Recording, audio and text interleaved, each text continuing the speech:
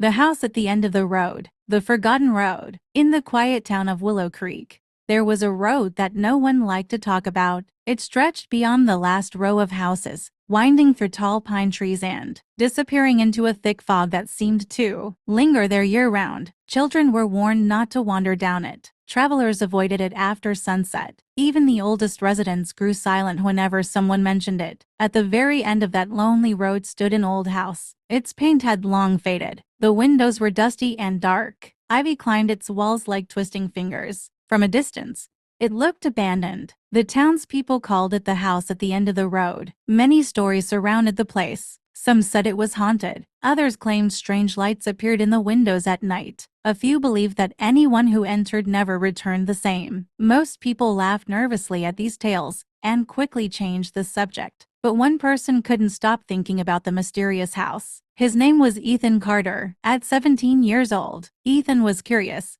brave, and determined to uncover the truth behind every mystery. Unlike everyone else, he didn't believe in ghost stories. Every mystery has an explanation, he often told himself. Little did he know that the house at the end of the road was hiding secrets far greater than anything he could imagine. The old journal. One rainy afternoon, Ethan visited the town library. The library was old and quiet, filled with shelves that smelled of paper and history. While searching through a collection of local records, Ethan discovered a dusty journal hidden behind several books. The leather cover was cracked with age. On the first page was a name, Jonathan Holloway. Below it was a date from nearly 70 years ago. Curious, Ethan began reading. The journal described the old house. Jonathan had once lived there. According to the entries, strange events began occurring after he discovered a hidden room beneath the house. One passage caught Ethan's attention. There is something beneath these walls, something waiting to be found. I hear whispers in the night, but they do not sound threatening. They sound sorrowful. Ethan's heart raced. He turned page after page. The final entry was short. Tomorrow I will open the hidden door. If anyone finds this journal, know that the truth is not what the town believes. Then the journal ended. No explanation, no conclusion, just silence. Ethan closed the journal slowly. Questions filled his mind. What hidden door? What truth? And why had Jonathan never written again? He knew he had to find out. The journey begins. The next morning, Ethan packed a flashlight, notebook, camera, and backpack. Clouds drifted across the sky as he walked toward the Forbidden Road. The farther he traveled, the quieter everything became. Even the birds seemed absent. The trees stood like silent guardians on either side. After nearly an hour of walking, the house finally appeared through the fog. It looked even larger than he expected. Its tall roof stretched toward the gray sky. Broken shutters hung crickly. The front gate creaked softly in the wind. Despite its age,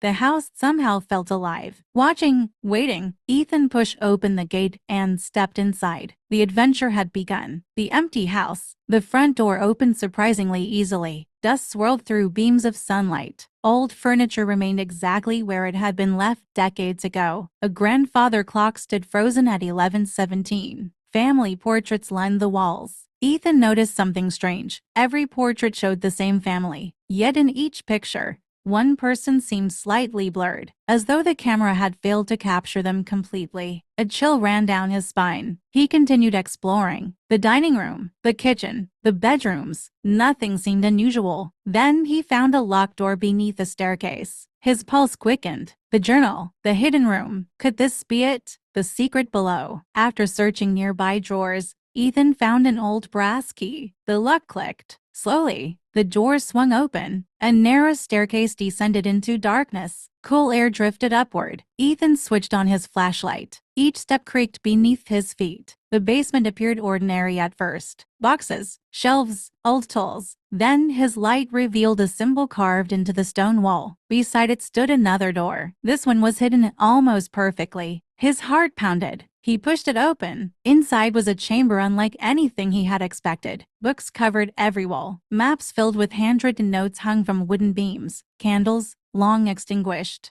set upon tables. In the center stood a large wooden chest. Ethan carefully lifted the lid. Inside lay hundreds of letters, all addressed to people in Willow Creek. None had ever been delivered. Voices of the past. The letters were decades old. Each contained messages of encouragement, forgiveness, hope, and love. Many were written by people who had long since passed away. Parents writing to children, friends writing to friends, husbands writing to wives. Ethan couldn't understand. Why were they hidden here? Then he discovered a final letter. It was addressed to whoever finds this room. With trembling hands, he opened it. The letter read, "The town believes this house is cursed.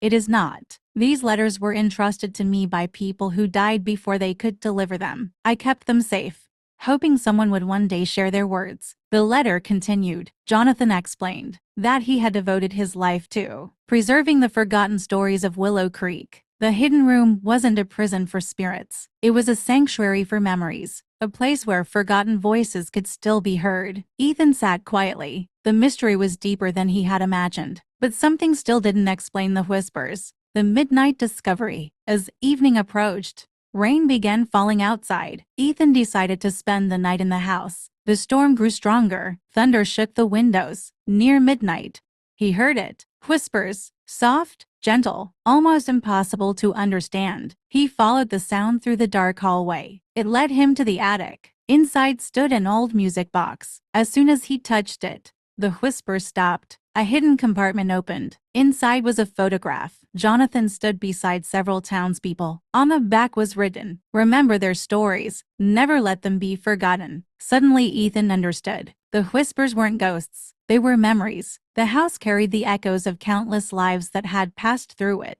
The lost child. The next day Ethan discovered another journal. This one told the story of a young girl named Emily. Many years earlier she had disappeared during a storm. The town searched for weeks. Eventually they believed she had died. But Jonathan's journal revealed something astonishing. Emily had survived. Lost in the forest, she eventually found shelter in the house. Jonathan rescued her and reunited her with her family. Yet the town never learned the full story. The house had saved a life, not taken one. Ethan realized many legends surrounding the house were based on fear and misunderstanding. The storm returns. Days later Ethan returned with several friends. Together they began organizing the letters and journals. Word spread throughout Willow Creek. Soon residents came to visit. Many discovered messages from ancestors they had never known existed. Tears filled eyes. Families were united with forgotten pieces of their history. Then one evening a powerful storm struck the town, the strongest in decades. Floodwaters threatened homes. Trees crashed across roads. Electricity failed. The old house became a refuge. People gathered there for safety, just as it had sheltered others for generations. The house once feared by everyone became a beacon of hope.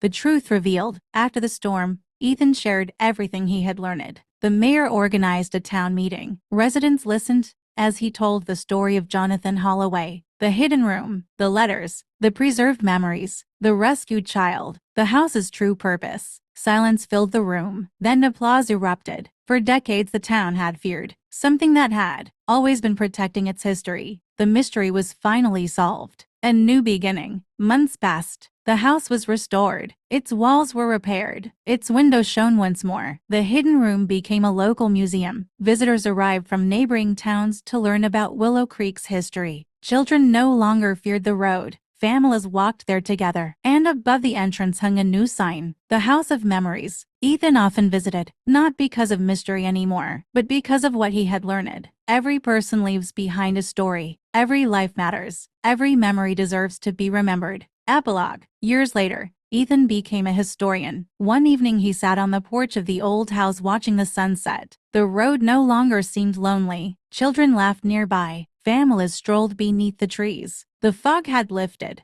The fear was gone. As the golden light faded across the horizon, Ethan opened Jonathan's final letter one last time. A single sentence stood at the bottom. "The greatest treasures are not gold or jewels. They are the stories we leave behind." Ethan smiled. The house at the end of the road had never been haunted. It had simply been waiting for someone to listen. The end.